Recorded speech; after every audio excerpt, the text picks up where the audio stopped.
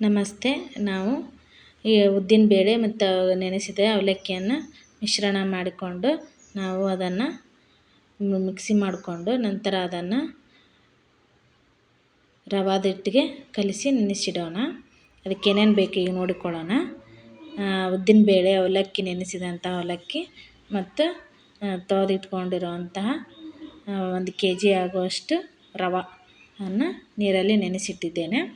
ಇದಕ್ಕೆ ನಾವು ಮಿಶ್ರಣ ಮಾಡಿ ಹಾಕಿ ಕಲಿಸಿಟ್ಟಿದ್ದೇನೆ. ನಂತರ ಬೆಳಗ್ಗೆ ಕುಕ್ಕರ್ಗೆ ಬೇಳೆ, ಬೇಳೆ, ಬಟಾಣಿಕಾಳು, ಆಲೂಗಡ್ಡೆ ಮತ್ತು ಬೀಟ್ರೂಟನ್ನು ಹಾಕಿ ಒಂದು 5 ವಿಸಲನ್ನು ಕೂಗಿಸ್ಕೊಳ್ಳೋಣ. ನಂತರ ಕುದ್ದ ನಂತರ ನಾವು ಸಾಂಬಾರು ರೆಡಿ ಮಾಡ್ಕೊಳ್ಳೋಣ.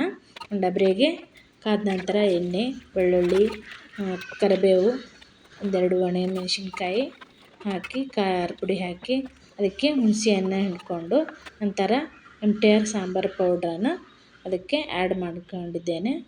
ಮತ್ತು ಅದಕ್ಕೆ ಎಷ್ಟು ಬೇಕು ಅಷ್ಟು ಉಪ್ಪು ಮತ್ತು ಬೆಲ್ಲ ಇವನ್ನು ಹಾಕ್ಕೊಂಡ್ರೆ ಸಾಂಬಾರು ತುಂಬ ಚೆನ್ನಾಗಿರುತ್ತೆ. ಈಗ ಇಡ್ಲಿ ಬ್ಯಾಟರ್ ಹೇಗೆ ನೆನೆದು ಉಬ್ಬಿ ಬಂದಿದೆ, ಅದು ಎಷ್ಟು ಚೆನ್ನಾಗಿ ಉಬ್ಬಿ ಬಂದಿರುತ್ತೋ ಅಷ್ಟು ಚೆನ್ನಾಗಿ ಇಡ್ಲಿ ತುಂಬಾ ಚೆನ್ನಾಗಿ ಸ್ಮೂತಾಗಿ ಹೂವಾಗಿ ಬರುತ್ತವೆ. ಈಗ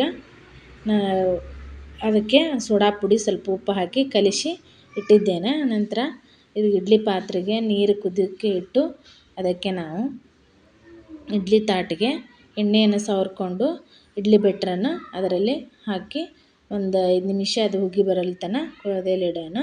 ನಂತರ ಈ ಕಡೆ ನಾವು ಚಹಾಕ್ಕೆ ಇಟ್ಕೊಂಡಿದ್ವಿ.